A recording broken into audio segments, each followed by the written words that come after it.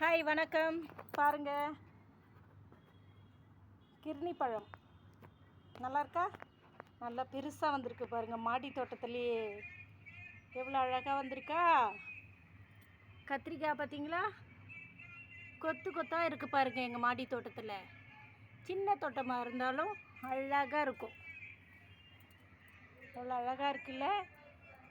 எங்கள் மாடி தோட்டம் சின்ன தோட்டமாக இருந்தாலும் செம அழகாக இருக்கும். இது பாருங்கள், பச்சை மிளகா, புதினா, பருப்பு கீரை, துளசி, பாருங்கள் மாமரம், சீத்தா மரம்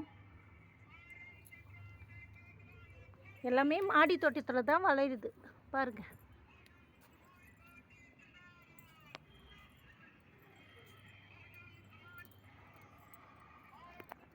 வடநாட்டில் பண்ணியிருக்காங்க.